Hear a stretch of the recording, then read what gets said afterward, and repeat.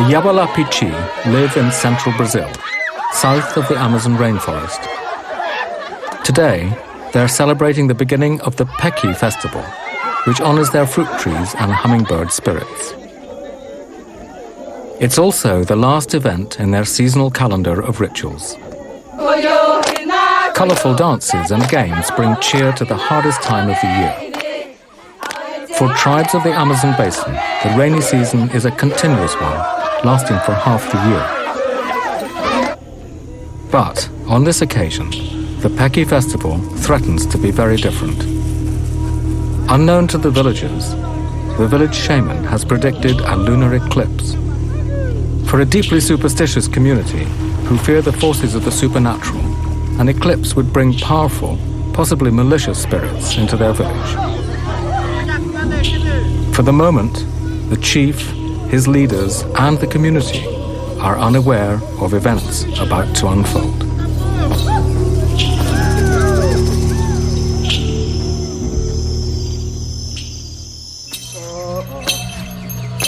Xingu National Park lies in the heart of Brazil and south of the Amazon rainforest. In 1961, it became South America's first indigenous park and an ecological haven belonging to the tribes of the Xingu region.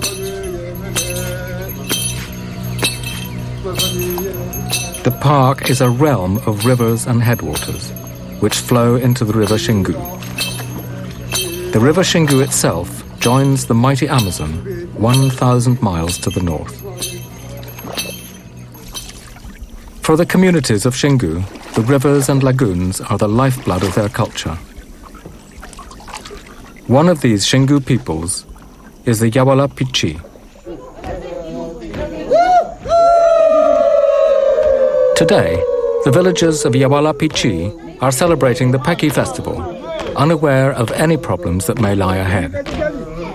The festive games are called Alu Kaka, which will test the men's prowess and strength.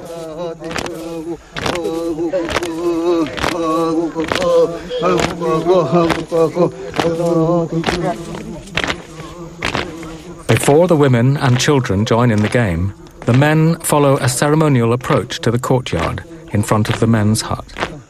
This is the most important space in the village because it's the place where their ancestors are buried.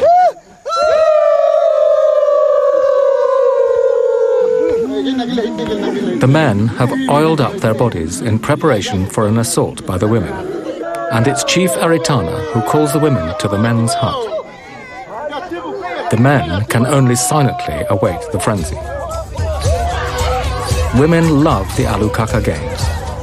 It's one of the few times of year when control swings noticeably in their favor.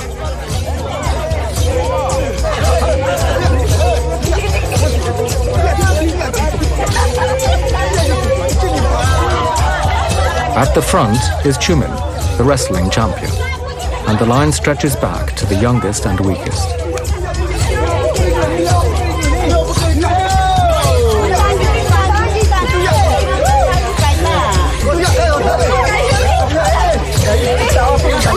The rules of the game are straightforward. The women must break the line and tear the young warriors off, one man at a time.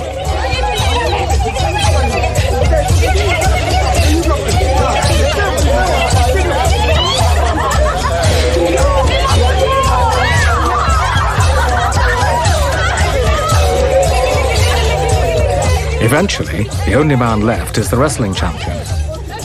The game ends when the women tear him away from the pole.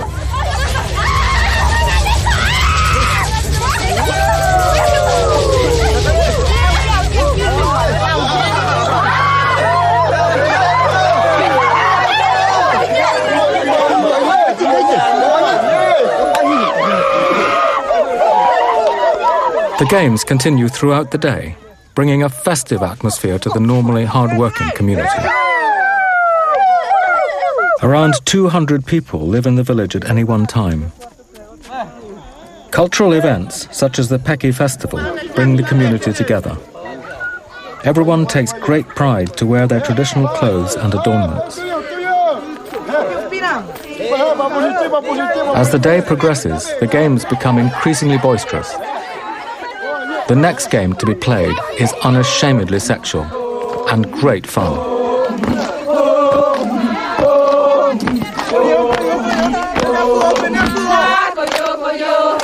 It's a game where genders are reversed. The women pretend to be men, who gang together to answer the taunts of their opposites. Pretending to be women, the men are pounced on by the other sex.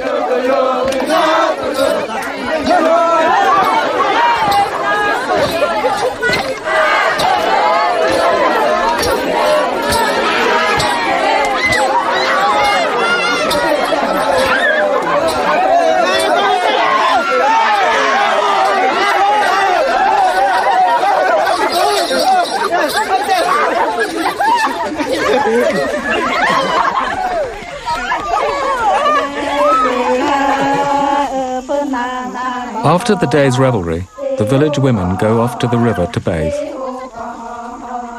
Women bathe separately to the men, except when with their husbands or close family.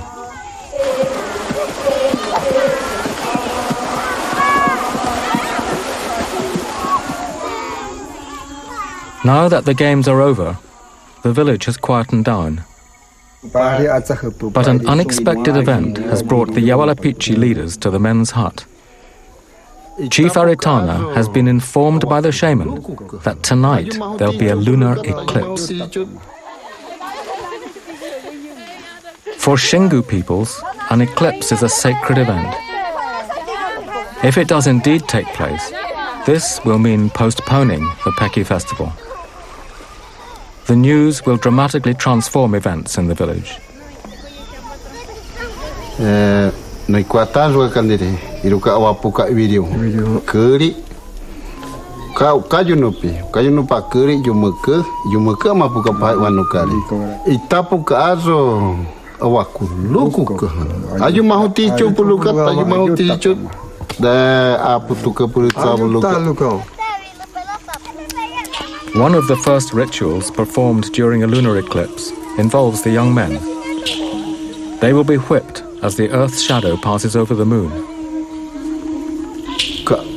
Maika lakai zuka, maika lakai, kaya katuka, katuka piwa hapuka puriko, kaya katika, maika lakazuka.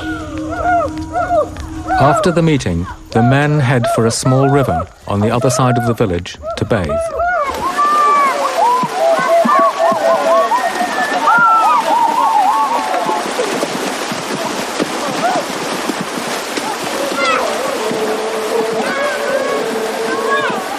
Before the leaders inform the young men that they will later be whipped, they must be sure that the eclipse really will take place. Traditionally, it's the shaman who predicts an eclipse, and a shaman has more than one way of knowing.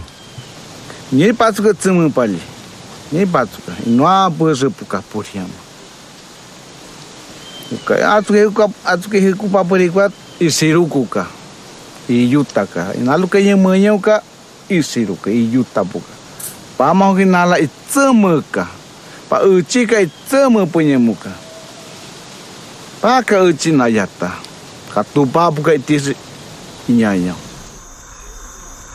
There is another way that a shaman knows of a forthcoming eclipse. Animal behavior is affected by the moon. Though an untrained ear might not notice these subtleties, it's the skill of a medicine man to be aware of these natural signs. The name of the village shaman who predicted the eclipse is Aira. He fears the eclipse. The moon is a powerful creation spirit that will menstruate and even drip blood on the earth.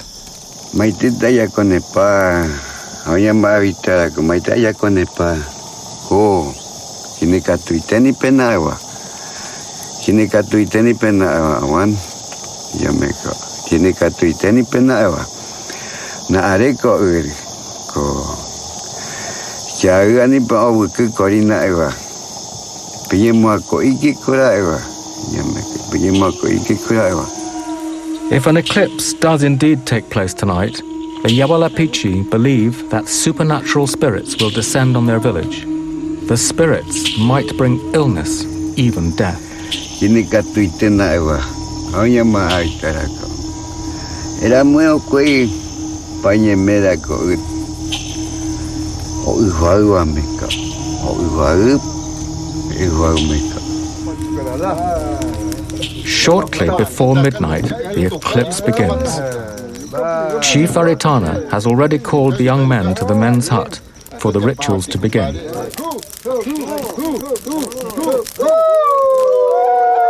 It's important that the tribesmen remain festive and good-natured. If they don't, then the spirits might punish them. An eclipse is seen as a time of renewal and an awakening.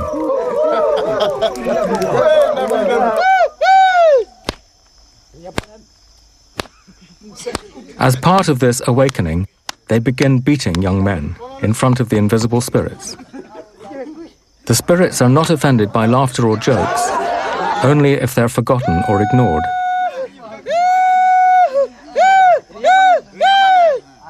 The whipping is considered to make the young warriors more courageous. They rid themselves of old fears by running off into the dark.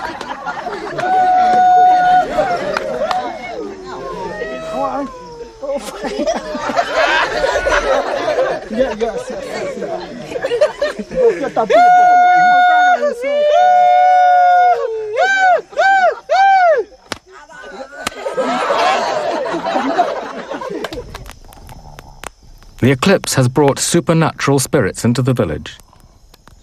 The Yawalapiti respond by playing their most sacred instrument, the jacui pipes. It's taboo for women to look at these flutes or even for them to be filmed. Throughout the night, their haunting sounds echo across the village from the men's hut.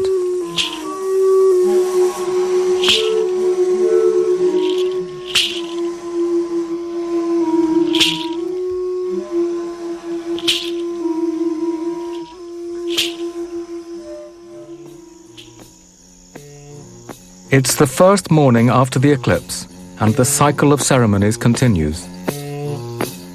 A group of musicians awaken the village with their flutes.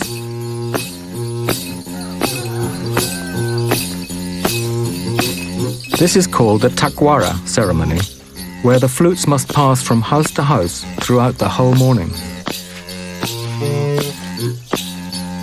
Inside the long houses, young women are being painted up to join the procession. Both mother and daughter want to please the spirits of the eclipse and show them the effort they've made to enchant them.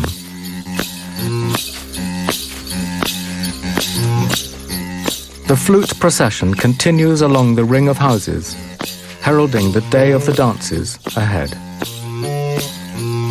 Grass fibres are tied in a girdle around the girl's waist.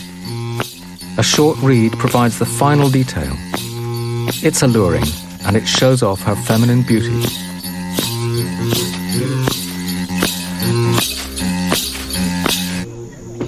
As the flute procession grows, the musicians pick up the adorned women as they move from one house to the next.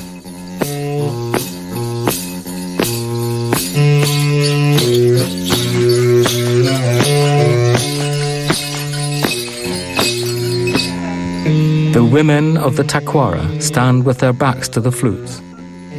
They're not supposed to look at the musicians till they join them.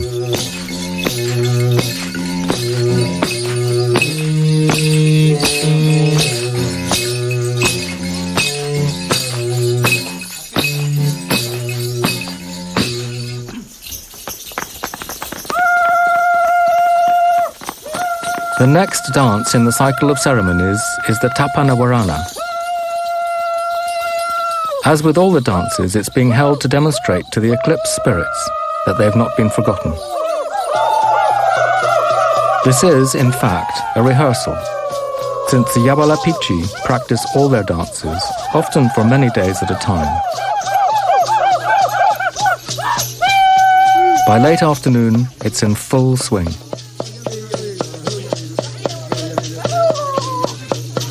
The drummer and singer keep time, which the dancers follow with their steps. If the rhythm speeds up, the dancers respond by speeding up as well. The women hold on to the men to keep time. So long as they know the moves of the dances, any woman can dance with any man.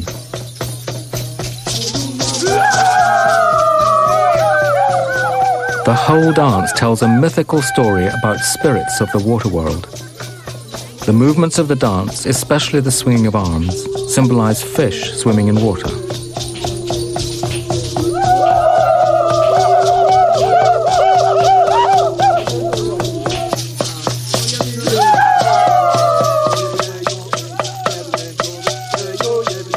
As the dance continues in the center of the village, Chief Aritana watches eagerly. Close by is the shaman Aira, ever watchful. Aritana is pleased that the day's dances have gone well. By honoring the traditions, it means that the supernatural spirits will protect his people.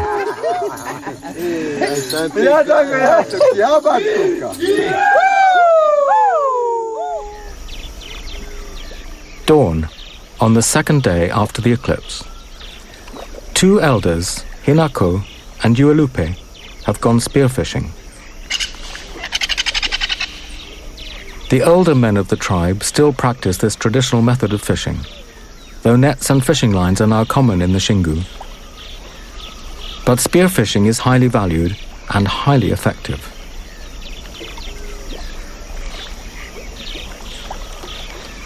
The arrows used for spearfishing have two prongs, giving the fisherman a better chance of hitting the slippery fish than a single point. The hunter must not only be able to spot the fish through the water's glare, but aim through the surface, which distorts the true position of the fish.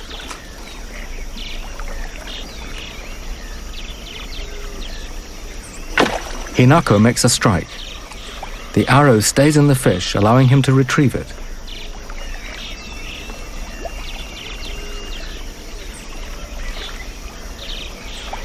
It's a perfect shot, but if he doesn't make sure the fish is dead, it might wriggle out of the canoe.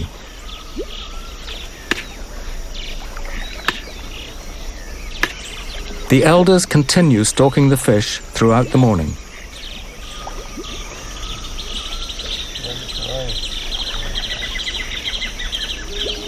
Yawalapiti fishermen know their environment intimately, especially where the fish hide at different times of day and in different seasons.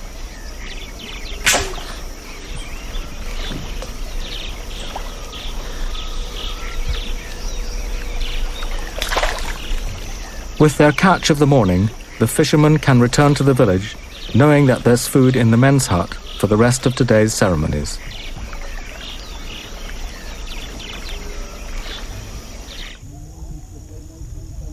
In the center of the village, Chumin, the champion wrestler, waits by the men's hut for the other young men to join him. They've arranged to practice hookah wrestling in preparation for a contest that will take place during the next eclipse ceremony. The young men are nervous. Wrestling matches are lively events where their skills will be on show for everyone to see. Training takes place on the sacred ground in front of the men's hut. Wrestling in the Xingu is known as hookah, after the taunting sounds the opponents make. These mimic the roar of a jaguar and are intended to frighten and intimidate. Winning is straightforward. Either grab both your opponent's legs or throw him on his back.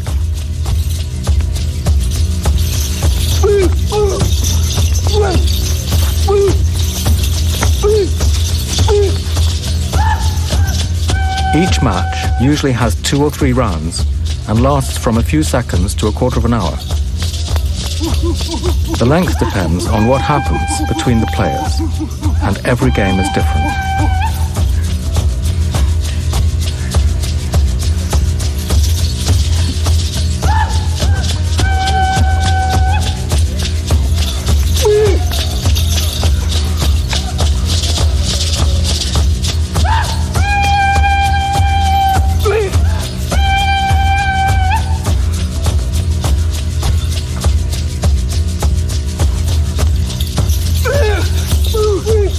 Every tribe wants a champion. Famous wrestlers are talked about for many years after their death.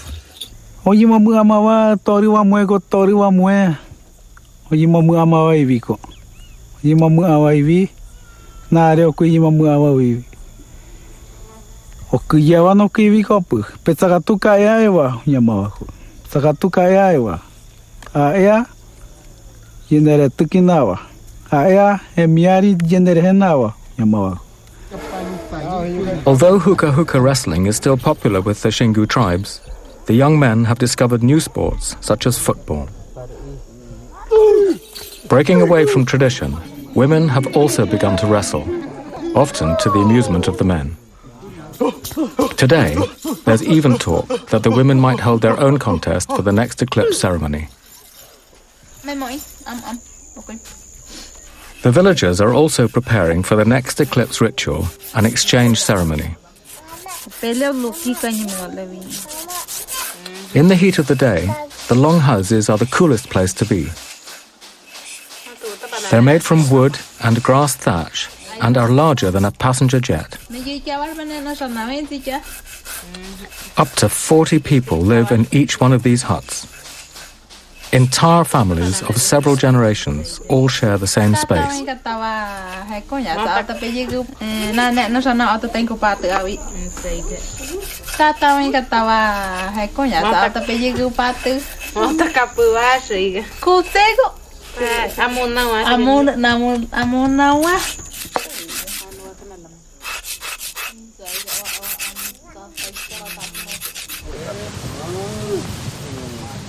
The exchange ceremony and the wrestling match, however, now look increasingly unlikely to take place today.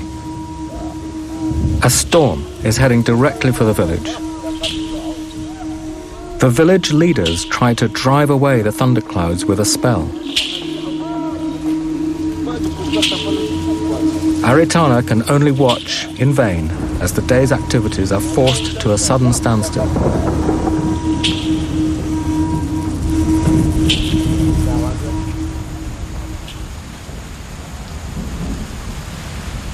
Far in the distance, the champion wrestler Chumin tries to brave the oncoming storm.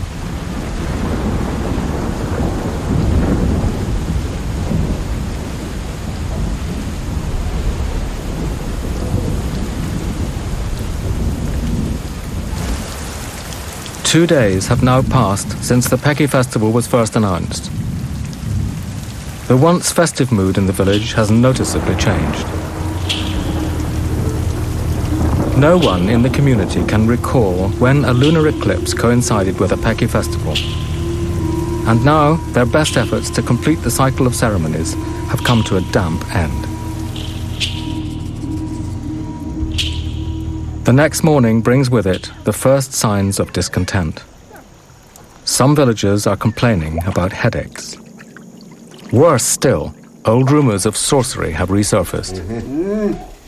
Chief Aritana is aware that problems are mounting, and it's his job to retain harmony in the village.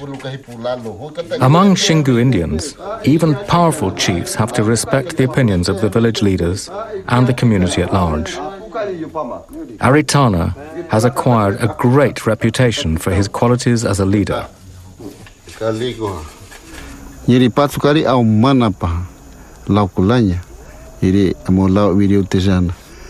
Pura irika akan diri jaya katwalit iri awawiri kan diri iri aca ama makapa wano kakat itapu tsare kan diri awakui mute ataja azo ikunu taja azo. Daily life for the Xingu peoples includes the presence of ancestral spirits and supernatural forces. But the added presence of gossip and rumor make it no easy task being chief. In times of trouble, Aritana looks to his own guiding spirits.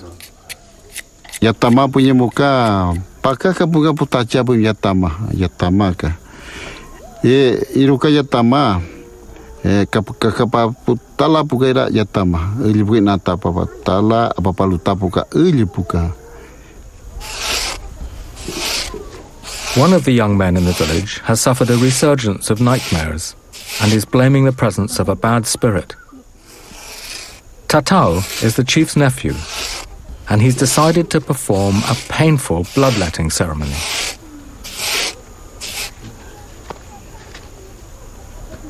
The scratching implement is made from sharp fish teeth. The teeth score the skin rather than cutting it, though blood is still drawn. Scratching is a healing ritual and is often only applied to their arms and feet. Today, Tatao has chosen to have his entire body scratched.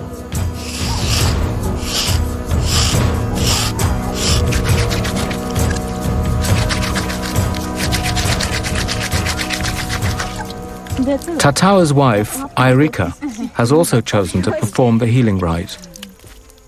It's exactly the same for women. They also endure the scratching with no show of pain or suffering.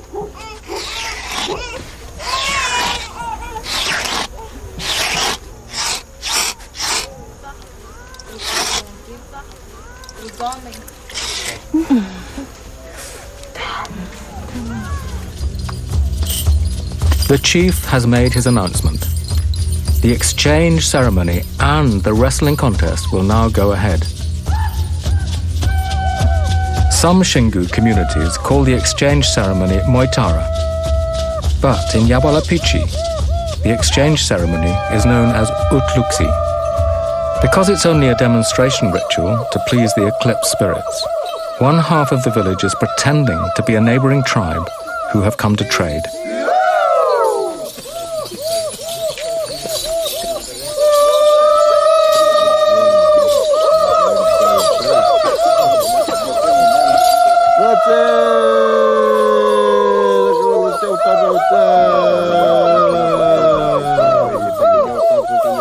Traditionally, exchange ceremonies are a chance for neighboring communities to formally meet, gather news, and resolve any unsettled disputes.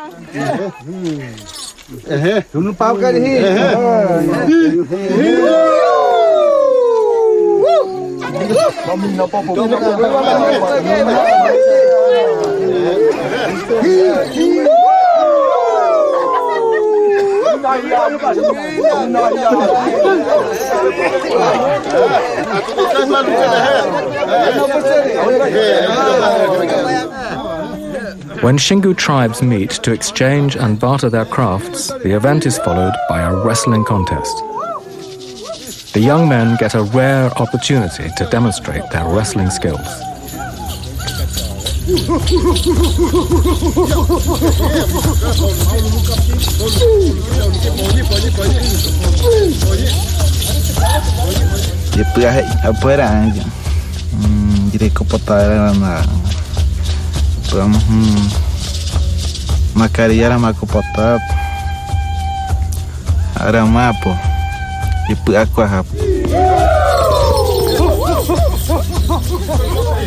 The biggest hookah contests are in fact held during a funeral ritual called a kuarup.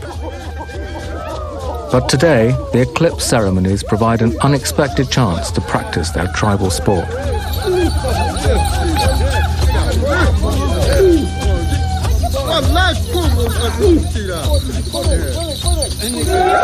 As the wrestling contest develops, the atmosphere among the young men becomes infectious, until the more formal duels erupt into a boisterous frenzy.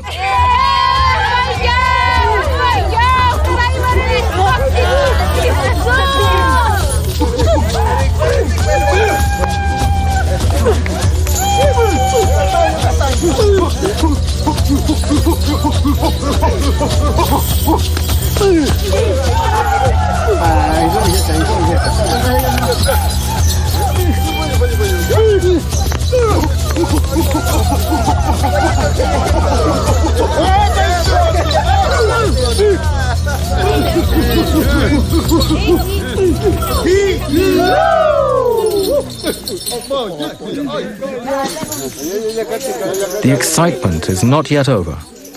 Before the day is done, the women will also hold their own wrestling contest. Takan, the organizer of the women's wrestling, is first into the ring.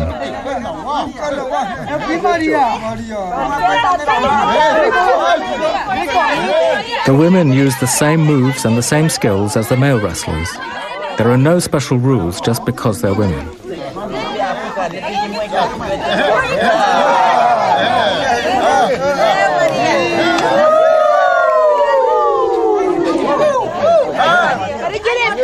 Irika, from the same household as Takan and Anna, now enters. Although shy, she's got a reputation for being a formidable wrestler.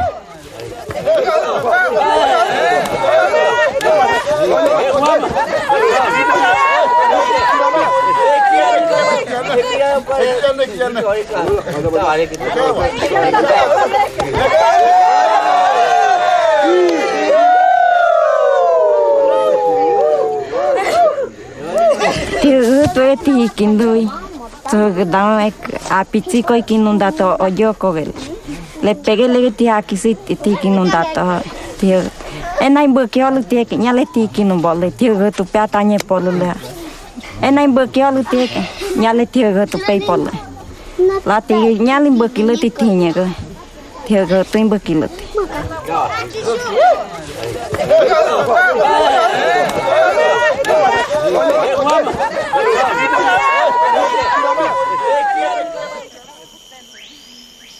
The next morning, life returns to its normal pace.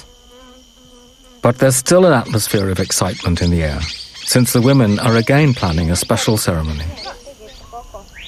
This time, they'll perform a yamarikuma. It will be the last eclipse ceremony. First, manioc needs to be harvested. This important vegetable is central to the survival of the community.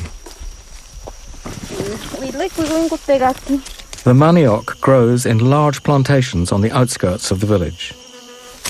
The plants quickly grow into tall bushes, but it's the roots they're after.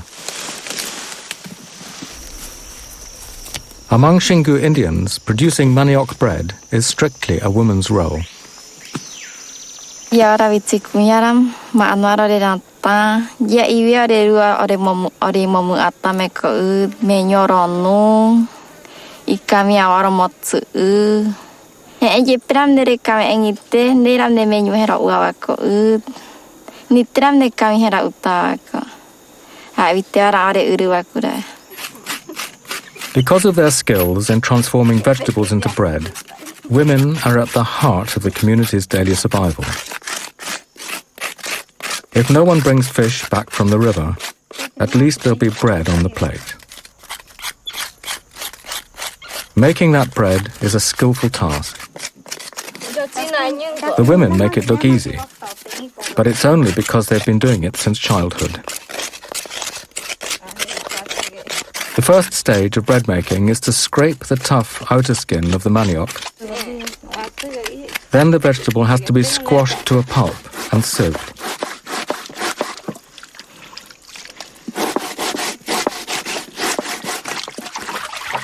The vegetable pulp is then washed to drain the natural toxins that would otherwise make a person ill. This in turn is squeezed several times till it's purified. The sticky dough is then left in the sun to dry.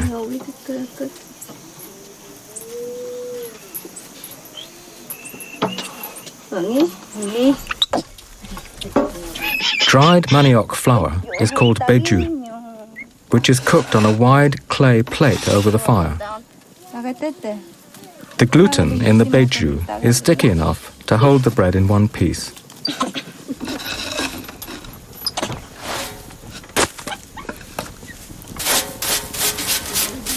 Later in the day, the women prepare for the yamarikuma. The yamarikuma is a special ceremony performed by women in all the Xingu communities. During the dance, they'll look their most beautiful, and it will take many hours for the women to prepare the adornments.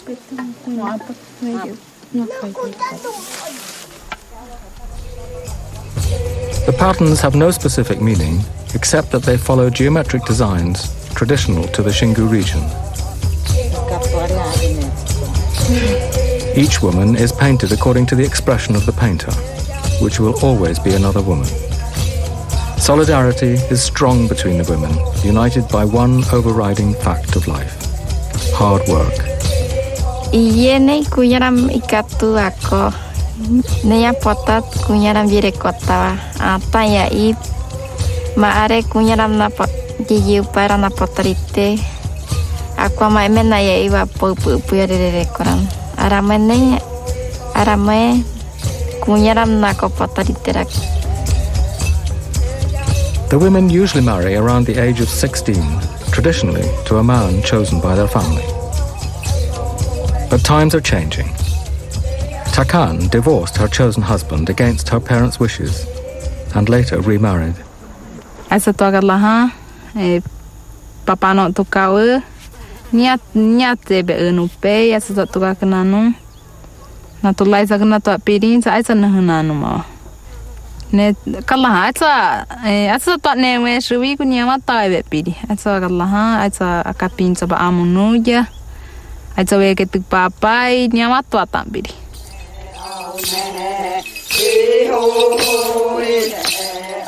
At the end of the afternoon, the Yamari Kuma begins.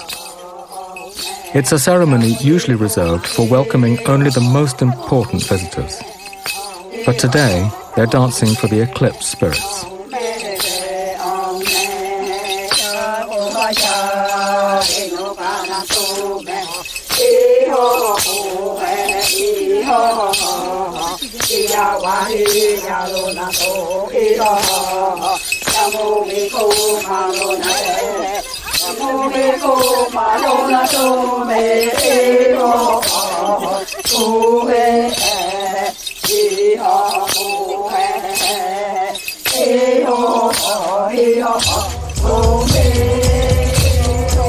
During Yamari Kumas, women are allowed to don the headdresses usually worn by men. The dazzling colors of the headdresses come from birds such as toucan, from which the name of the whole tribe Yawalapiti derives.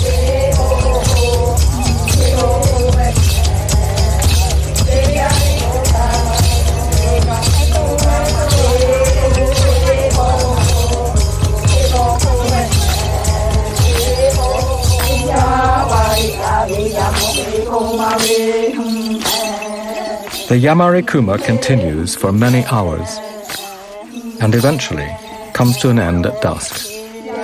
The eclipse ceremonies are over.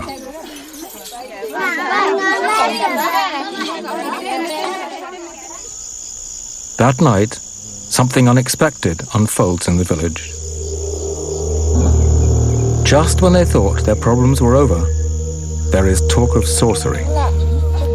Shortly before nightfall, an incident took place.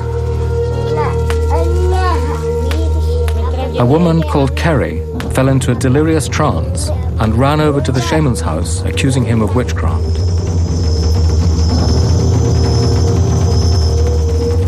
4 days earlier, the shaman predicted that something bad would happen. But not even Ayura could have guessed that it would happen to him. Since nightfall, the shaman's house has stood empty. He's fled Yawalapiti in fear of his life. Though it's only an accusation, Xingu Indians in the past have been known to kill sorcerers, and his family persuaded him to leave for his own safety. Meanwhile, Kere's family have sent a canoe upriver to fetch a famous shaman who they believe can break the spell. Inside the long houses, the villagers are divided on whether Ayura is indeed to blame. Either way, Xingu Indians fear supernatural spirits, but even more, they fear sorcerers.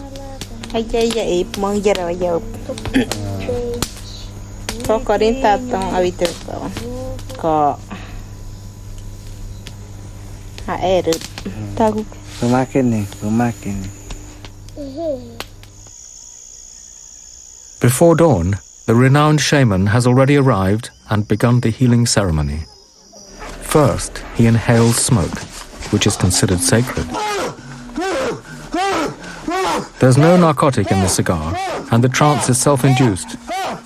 Nevertheless, it's the gift of a healer to be able to quickly slip into another state of consciousness. The healing ritual is by nature intense. The medicine man is fighting black magic.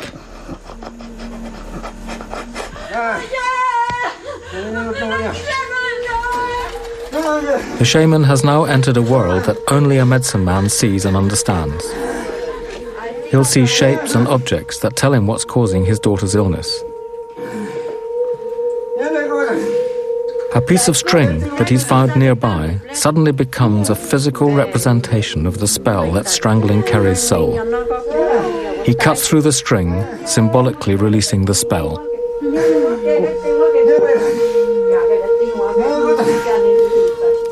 Smoke is associated with the spirit world and a constant part of the healing ritual. Kere now relies on her father to remove the power of the sickness through hands-on contact.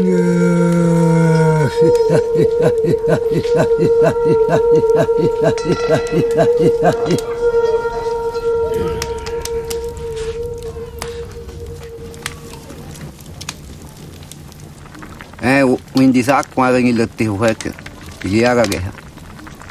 A quando il hueke, igeha nyen konto hokupe ha tuipurha. Nyen konto hokupe a quando il lotti he, tutti la macchina e ipurganyo che lotti ha. For the rest of the day, the village waits while Kere recovers. Although the eclipse ceremonies are now over, they won't begin the happy Peki festival if anyone is unwell in the village. Meanwhile, 3 elders have been sent out of the village to talk to the spirits of the Peki trees. Before any festival can continue, the men must perform this traditional rite. They will ask the spirits that protect their Peki trees for more fruit in the year to come.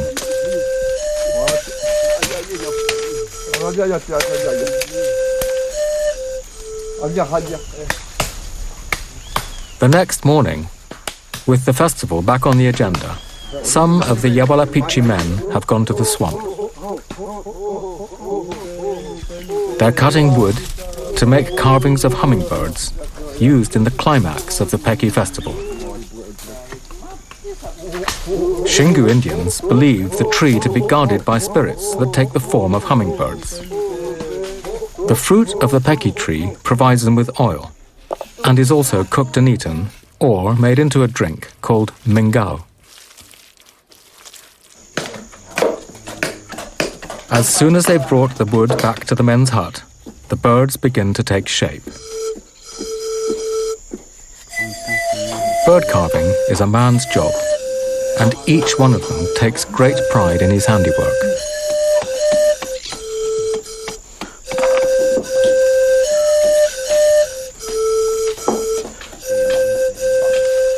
Once the carvings are ready, it's time to bring the hummingbirds to life with decoration.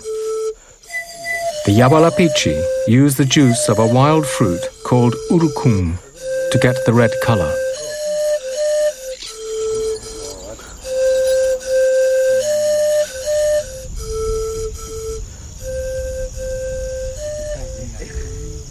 The hummingbirds are ready.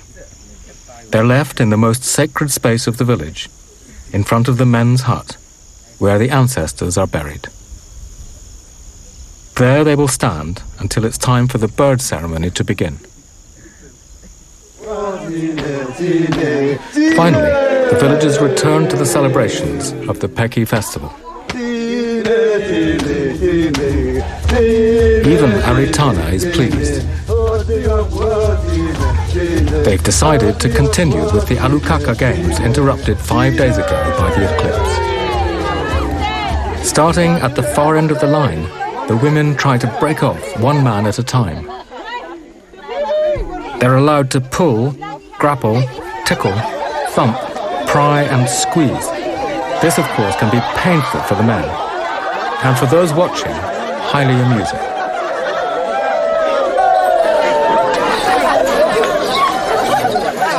Soon, the line will be down to one man, Chuman, the champion wrestler.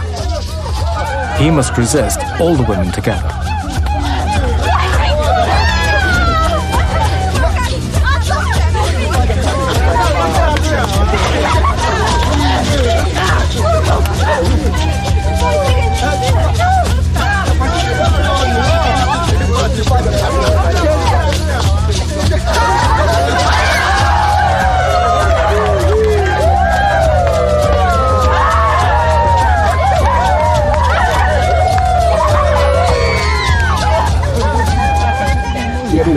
ya pena kau pen. Ipana tu ya pen. Tadan kuya mera normal gitu ya. Sampai awak ya i. Buka ya nego pukeria wa neruang itram. Jenera ko yung mítica wa. Hara neruang itram. Kati tapi kan na api itu kau kena tu. Ini nak kau sih kau komile kan le. Tu cai ke. Kuya mera ifana takwa. Kuya mera ifana tak. Kuya mera ko. Pai oleh ifana tak kuya mera. The Alukaka Games are now over. They began 5 days ago, before the eclipse interrupted the festive occasion and brought great change to the village. Tomorrow, life in the village will return to normal, and they'll remove the elaborate decorations worn at the ceremonies.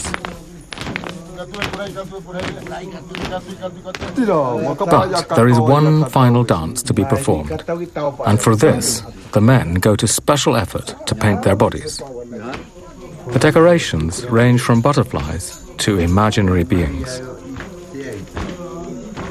Kaino pa avirio. Luka avirio kare. Asumwa pu lukare. Iruka kanere. Akaka isumware iripu. Pauka azuri he wasumwa to ke tapo. Makuji akakata. Makakuji akakamapali. Makuji akawakati kamapali.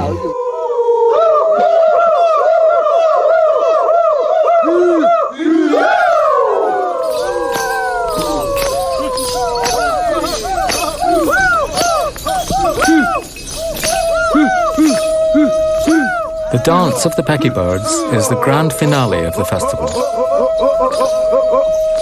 Inside the long houses, the women wait to join the procession.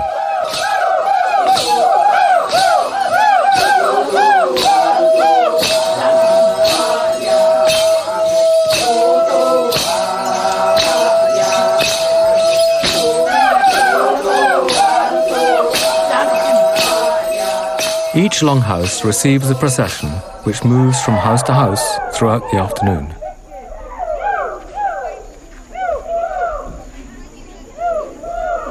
Semua alit mana tak kawan punya terkinat.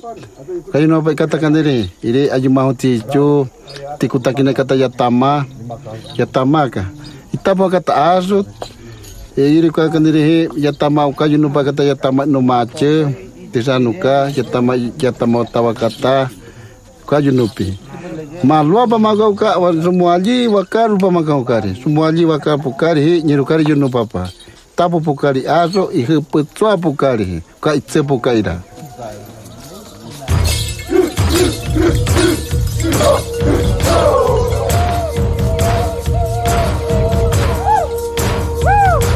Visible to all on the tall poles are the sacred hummingbirds.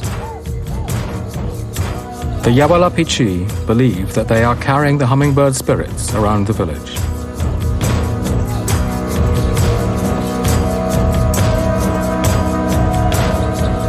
The ceremony comes to an end where it began, next to the men's hut, the most sacred place for the Yawalapiti.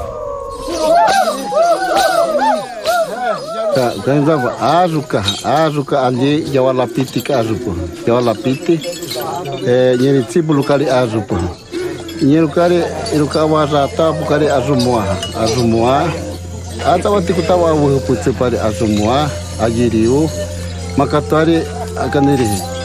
Iri ajanya wosinyao uta iri paha video tizana. Apuja kanau makatari atahapu pari a video tizana. Kurapatari pahapa wakayata pari iri azumua. The elders take the hummingbird carvings, which they believe still contain the living spirits, away from the village. Once they reach the Pecky tree groves, they will rest them against the trees and return home. Hopefully, the spirits will be satisfied by their ceremonies and rituals, and will bring them a bountiful harvest in the year to come.